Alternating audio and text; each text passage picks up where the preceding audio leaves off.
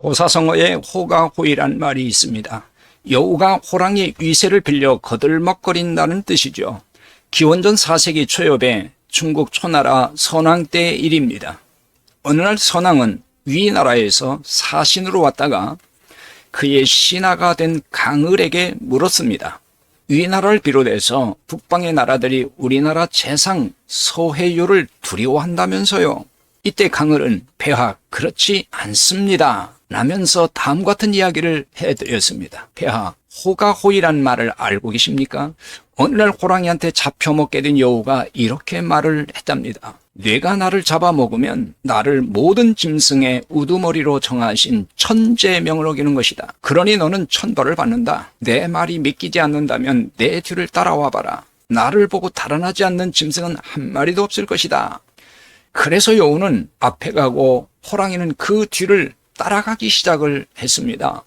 그러자 만나는 짐승마다 혼비백산이 되어 달아나는 거예요. 사실 짐승들이 달아난 것은 여우 때문이 아니라 뒤에 있는 호랑이 때문이었죠. 폐하 북방의 나라들이 서해유를 두려워하는 것도 배후에 있는 초나라 군세 때문입니다. 폐하의 강한 군사력 때문인 것입니다. 이렇게 얘기를 했답니다. 여러분, 교회 안에서도 호가호이 같은 일이 반복적으로 벌어지고 있어요. 여우가 호랑이를 이용해 위세를 부리듯이 예수님을 이용해서 위세를 부리는 자들이 있다는 뜻이에요. 왕이신 예수님을 등에 업고 허세를 부리거나 군림하는 사람들이 그들입니다.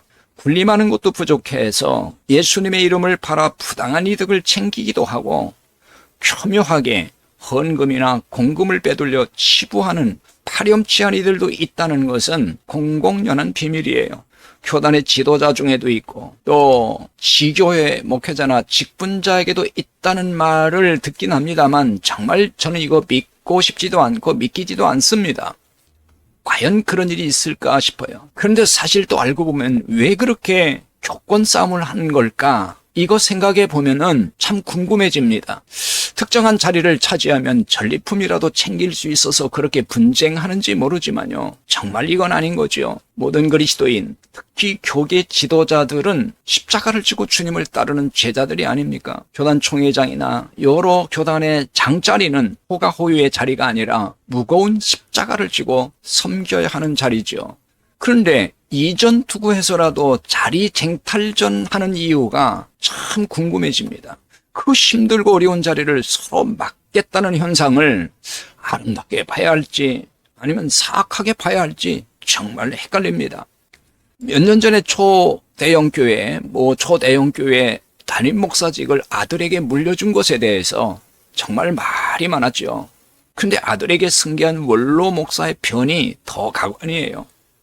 그 교회 원로 목사가 큰 교회 담임 목사는 십자가를 지는 자리이지 이거 결코 쉬운 자리가 아닙니다 라고 말했어요. 맞는 말이죠. 이걸 누가 모르겠습니까? 하지만 사람들은 왜 이 말을 곧이곧대로 받아들이지 않는 것일까요? 이에 대해 수많은 댓글이 SNS를 달궜어요. 그 댓글 가운데 이런 말이 정말 눈길을 끌었습니다.